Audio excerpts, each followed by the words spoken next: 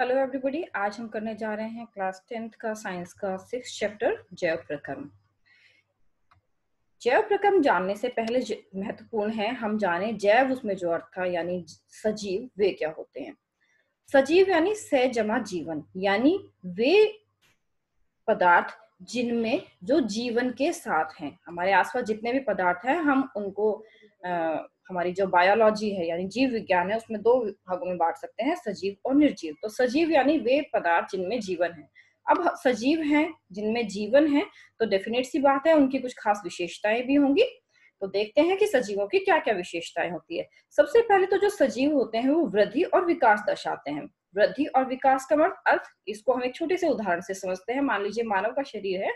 मानव में अगर हम एक छोटे बच्चे को ले तो छोटा बच्चा जब पैदा होता है तो छोटा होता है, जैसे जैसे समय गुजरता है उसकी लंबाई बढ़ने लगती है। लंबाई बढ़ने लगी यानी कि उसके अंदर वृद्धि होने लगी, और उसमें लंबाई बढ़ने के अलावा भी कुछ और परिवर्तन होते हैं। इन परिवर्तनों को हम क्या कहते हैं? विकास।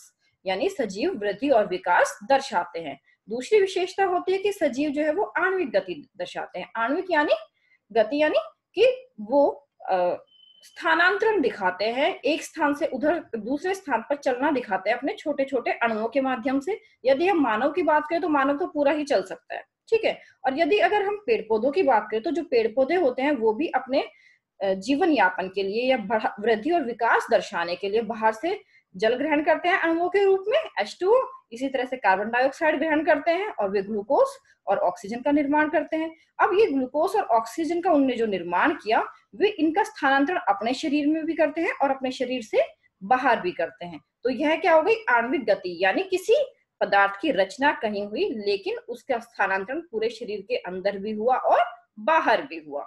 अगली विशेषता है सजीवों की कि वे सुसंगठित एवं सुव्यवस्थित शारीरिक संरचना दिखाते हैं। चाहे हम पेड़ पौधों को ले या हम मानव को ले या किसी और अन्य छोटे जीव को ले, कुत्ते को ले सकते हैं हम या हम बिल्ली को ले सकते हैं। सभी जीवों का जो शरीर है, सारे कुत्ते उनके जैसे ही दिखते हैं। उनकी शारीरिक संरचना जो है ना अपनी पिछली पीढ़ी जैसे ही होती है। इसी प्रकार से सारी बिल्लियां भी पिछली पीढ़ी जैसे ही होती है। थोड़े बहुत परिवर्तन हो सकते हैं लेकिन हम उन्हें देखकर पहचान सकते हैं कि हाँ वे अपनी प्रजाति से ही है। यानी सजीवों का जो शरीर होता है वो कैसा होता है? सुसंगठित होता है और सुव्यवस्थित होता है। अगला जो सबसे महत्वपूर्ण विशेषता है सजीवों की वह है अनुरक्षण। अनुरक्षण का अर्थ है शरीर का रख रखाव व मरम्मत करना। कोई भी जीव अपने जीवन के लिए नॉर्मल में डेली अपना जीवन जीने के लिए भी बाहर से कुछ चीजों को ग्रहण करता है और अंदर भी कुछ चीजों का स्थानांतरण करता है, जैसा कि हमने अभी देखा, ताकि वह वृद्धि और विकास और सजीवों की अनेक विशेषताएं दिखा सके। इन्हीं परिवर्तनों को, यही जो रख रखाव और मरम्मत के कार्य हैं, उन्हीं को हम क्या कहते हैं? अनुरक्षण। यानी सजीवों की चार विशेषताएं होती है कि वृद्धि और विकास दर्शाते हैं, आणविक गति दर्शाते हैं, सुसंगठित व सुव्यवस्थित शारीरिक संरचना दिखाते हैं और वे अनुरक्षण का कार्य करते हैं, यानी अपने शरीर का रख रखाव और मरम्मत का कार्य करते हैं। आगे देखते हैं जो हमारे सजीव होते हैं उनको हम कोशिका के आधार पर दो भागों में बांट सकते हैं, एक कोशिकीय जीव और बहुकोशिकीय जीव। एक कोशिकीय जीव यानी वे जीव जो सिर्फ एक कोशिका से मिलकर बने होते हैं। ये एक कोशिकीय जीव जो अपने भोजन तथा ऑक्सीजन की आवश्यकताएं हैं उन्हें पूर्ण करने के लिए विसरण की प्रणाली यूज करते हैं। विसरण क्या होता है? यदि कोई पदार्थ जिस तरफ अधिक मात्रा है उस तरफ से कम मात्रा की तरफ चला जाए तो यह विसरण कहलाता है। जैसे हम एक छोटे से जीव का उदाहरण लेते हैं जो एक कोशिकीय है, अमीबा। अमीबा को जब भी ऑक्सीजन या फिर भोजन की आवश्यकता होता है यह अपने शरीर की सतह से ही बाहर से उसे ग्रहण कर लेता है। इसी को हम विसरण कहते हैं। जो एक कोशिकीय जीव होते हैं उनमें विसरण की प्रणाली उनकी आवश्यकताओं को पूर्ण करने के लिए काफी होती है। क्यों काफी होती है या क्यों पर्याप्त होती है? क्योंकि उनकी पूरी सतह, जो कोशिका की पूरी सतह होती है, वह सीधी के सीधी पर्यावरण के संपर्क में होती है। वहीं अगर हम बहुकोशिकीय जीवों की बात करें तो बहुकोशिकीय जीव बहुत सारे अंगों से मिलकर बना होता है। जैसे पहले बहुकोशिकीय जीव की जो संरचनात्मक इकाई है वह क्या है? कोशिका। कोशिका मिलकर ऊतक का निर्माण करती है, ऊतक मिलकर अंगों का निर्माण करते हैं, बहुत सारे अंग मिलकर अंग तंत्रों का निर्माण करते हैं और अंग तंत्र मिलकर किसी जीव के शरीर का निर्माण करते हैं।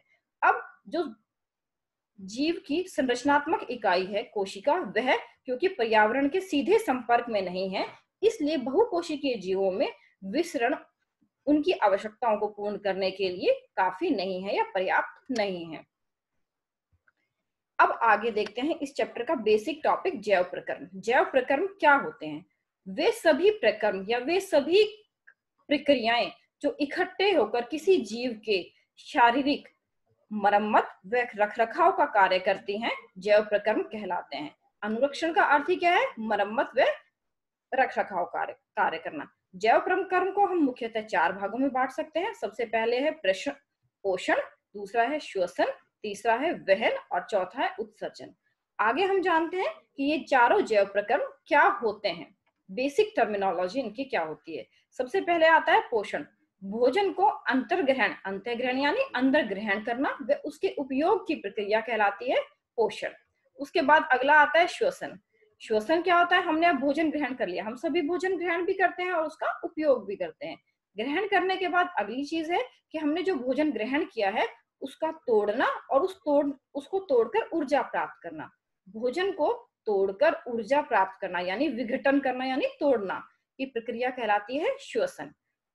अब हमने भोजन ग्रहण भी कर लिया और हमने भोजन से ऊर्जा भी प्राप्त कर ली, यानी हमने गैसें भी प्राप्त कर ली हैं, ऑक्सीजन जैसी।